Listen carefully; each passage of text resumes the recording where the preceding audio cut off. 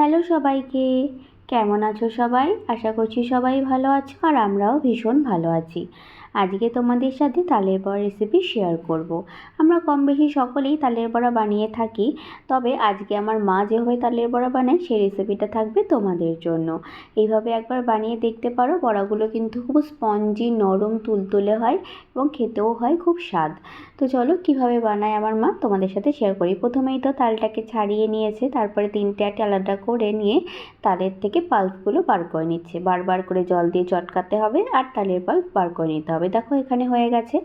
এরপর নিয়ে নিয়েছে এক বাটি সুজি। তো এটা বাটি মেপে মাপ করে দিয়েছে। তো এটা না সেভাবে বলা যাবে না, তোমাদের কিন্তু মাপটা বুঝে নিয়েই দিতে হবে। এরপর দিচ্ছে মিষ্টির জন্য চিনি। তোমরা কিন্তু চিনির বদলে গুঁড়ও ব্যবহার করতে পারো। এখানে মা পরিমাণ মতো চিনি অ্যাড করে দিল। এরপর দিচ্ছি ময়দাটাও কিন্তু পরিমাণটা বুঝে দিতে হবে। এরপর দিতে হবে নারকেল কোড়া। নারকেল কোড়া যতটা পরিমাণ লাগবে মা ততটা পরিমাণই এখানে ব্যবহার করেছে। এইবার এই সমস্ত ইনগ্রিডিয়েন্টস অ্যাড করা হয়ে গেল। এরপর হাত দিয়ে খুব ভালো করে এটা মাখিয়ে নিতে হবে। তো তুমি যত ভালো করে মেশাবে ততই ভালো হবে বড়াগুলো। সমস্ত কিছু ভালো করে মিশিয়ে মাখিয়ে নিয়ে এটাকে 1 ঘন্টার জন্য রেস্টে রেখে দিতে হবে। তাতে করে চিনিটাও গলে যাবে, সুজিটাও ভিজে যাবে এবং বড়াগুলোও তখন খুব ভালো হবে। তো দেখো মার এখানে মাখানোটা হয়ে গেছে।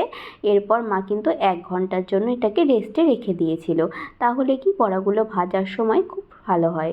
আর যদি সেই মুহূর্তে মনে হয় যে ময়দার প্রয়োজন আছে তাহলে কিন্তু অল্প পরিমাণে মিশিয়ে নেওয়া যেতে পারে। তো দেখো এখানে মা খুব ভালো করে সমস্ত কিছু মাখিয়ে মেখে নিয়েছে। এই মাখাটাও কিন্তু সময় নিয়ে ধৈর্য ধরে মাখাতে হবে। এরপর কড়াইতে গরম করে নিয়েছে সাদা তেল। এইবার মিডিয়াম আঁচে রেখে বড়াগুলো ভেজে নিতে হবে। তো দেখো বড়াগুলো কি সুন্দর ফুলে ফুলে উঠেছে আর ভেতর থেকেও কিন্তু হয়েছে দারুণ স্পঞ্জি। তোমরাও কিন্তু এইভাবে একবার বানিয়ে দেখতে পারো। আশা করছি তোমাদের বানানো তালের বড়াও হবে একদম দুর্দান্ত।